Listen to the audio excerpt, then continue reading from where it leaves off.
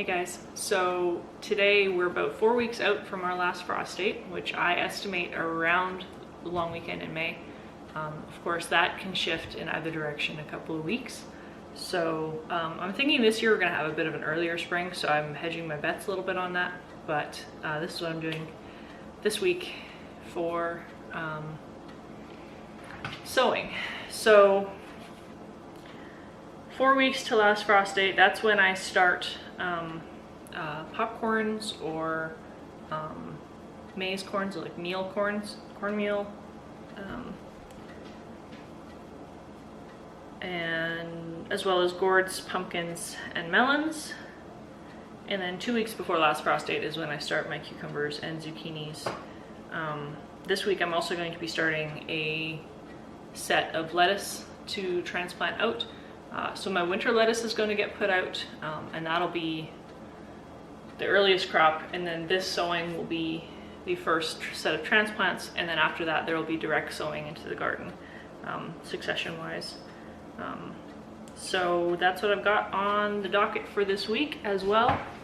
We're going to be thinning out our peppers and tomatoes. You really need to do this if you haven't already, and I'm just gonna show you what I'm doing.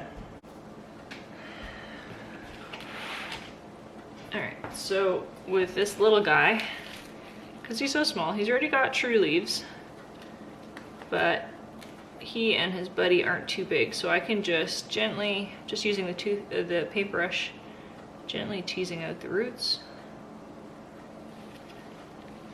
You can see he's got a decent root system there, and we're just gonna pop him in a separate pot. And make sure that's watered right away because you have disturbed the roots a bit. Make sure to tamp that one back down as well. And that's quite an easy way to separate them when they're quite small. When they're larger, I do something different, because obviously this pot, for example, has 3 peppers in it. And you know the root systems are going to be quite a bit bigger. If I try to pull up 2 of these out of this pot, then it's going to damage all of the roots. And what I've learned is that peppers will actually root really easily from cuttings.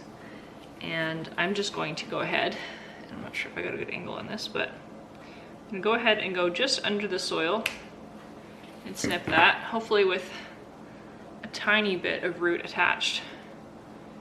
Peel off these lower leaves. And I'm just gonna stick him directly into a cup of water with all the rest of the cuttings I took the other day. You can, of course, just prune them right here or wherever else along the line, especially if they're really leggy. If your seedlings got really leggy before you got to them, you can prune the tip and just regrow the tip and make a bushier plant rather than having a long spindly stem. These aren't too leggy though, so I'm just sticking them directly into water. If I got any more doubles in here. I think I got the rest of the doubles. This also works with tomatoes, and I'm just gonna grab my tomato tray. So with these guys, the same principles exist. If the plants are quite small, like maybe this one down here, I could probably pull him up if I wanted to multiply them.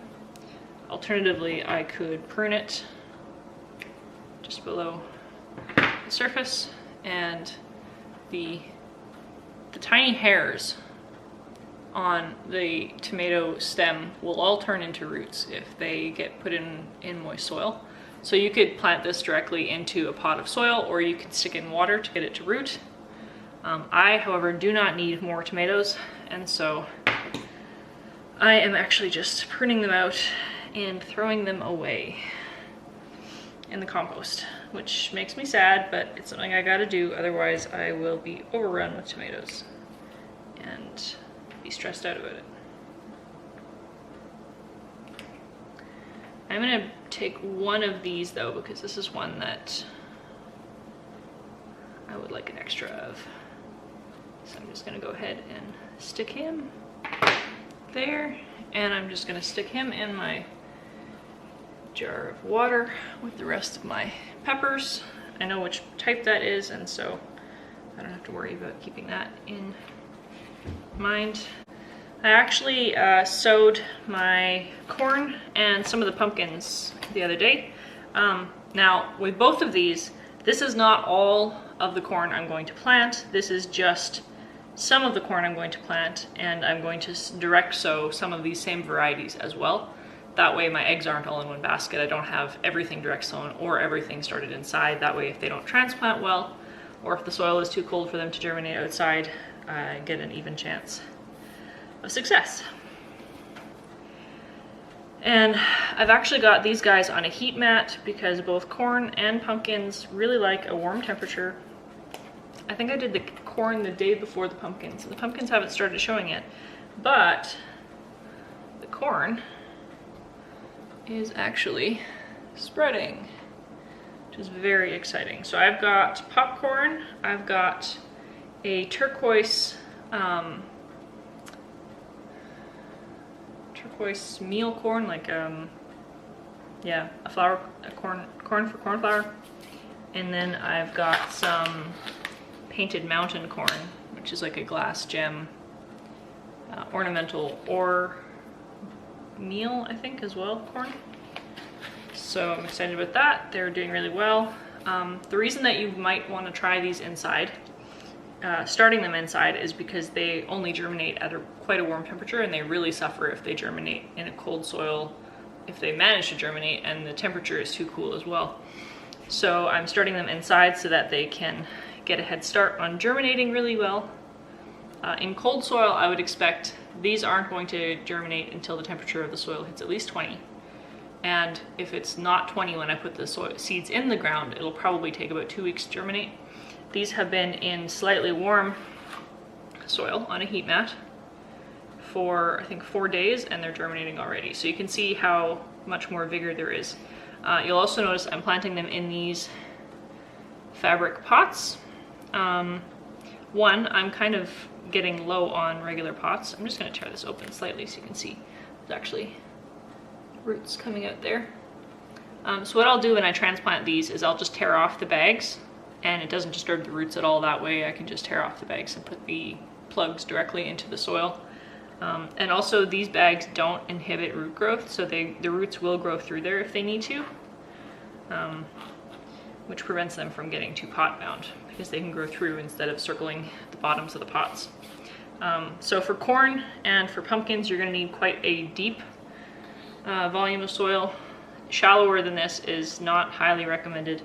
These trays are a bit shallower, but they are quite large, so I'm hoping that'll make up for it. And as you can see, the roots are already out of the bottom here.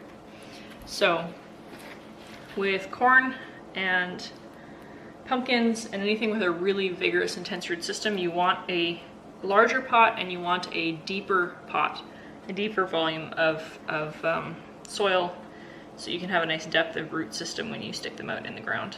Otherwise, well, especially with corn, it's just going to get knocked flat in the first wind because it doesn't have the roots deep enough to hold up the big flags that is corn. All right. And last but not least, here is a progress update on what's all growing in the window. So you can see our peppers there have been nicely thinned. Got some more flowers starting a bit slowly. There's the pumpkins and corn. My zinnias have been very iffy on the germination, so I actually had to re-sow. So you can see some are quite large and some are just starting to sprout because I had to re-sow, but that's not the end of the world. This is my tray of cut flowers, one tray of tomatoes. They're actually almost getting to the point where the light is starting to burn them. So I'm trying to just make sure that they're not actually touching the bulb.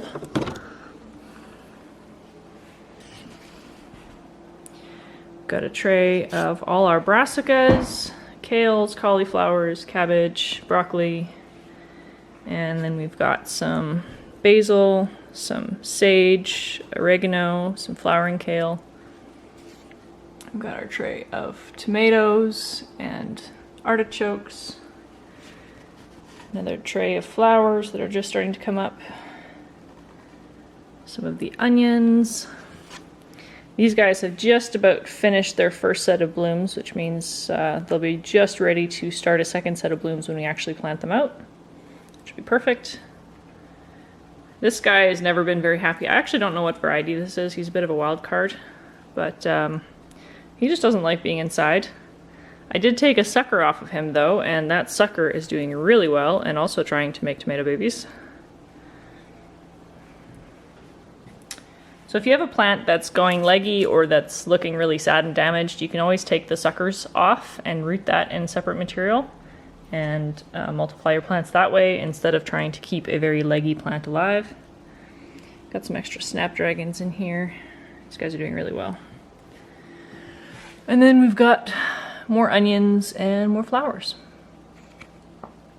And of course the potatoes are starting to get lots of nodes on their short little eyes, which is exactly what we want. That's why we chit them out. And downstairs, I've been neglecting this area a bit, to be honest, but we've got some really nice giant onions. The leeks are looking really good. The asparagus is absolutely amazing.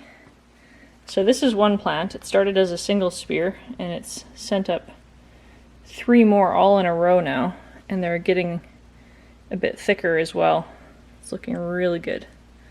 Very promising. Look at the thickness of that stem versus this first guy. Isn't that crazy? Yeah, so asparagus is looking really good. These cabbages I had been growing inside for baby leaves earlier on in the year, and I've just decided to let them continue growing. I'll transplant them out, give them a chance. They might just make us some cabbages. That'd be lovely. And we've got the ginger, just nice and tall. It needs to be put in a bigger pot. As you can see, it's outgrowing its space. My sweet potatoes are doing well. Definitely need some watering. And my tomatoes. Now, they look very, very sad right now. I've been letting them dry out completely between waterings, and I've been letting them actually wilt because I want them to start ripening the fruit they've got. And it's working. So I've had a couple of ripe tomatoes per week for the last 2 or 3 weeks. And it is very exciting. One final note is that it's a very good idea to get a fan on your plants, especially anything tall like tomatoes and peppers. When they go outside, they're going to experience wind, and if they don't have any strengthening now, they can be very weak and get broken or knocked over very easily. So I've got my fan set up here. I'm just going to turn it on and show you. You want to see the leaves moving. So I actually set my fan at the highest speed, and I'll just change the angle every once in a while to make sure that everything gets shaken up a bit, and I'll leave it running for a couple hours each day. So guys, that's what's happening this week. Good luck sowing. We'll see ya.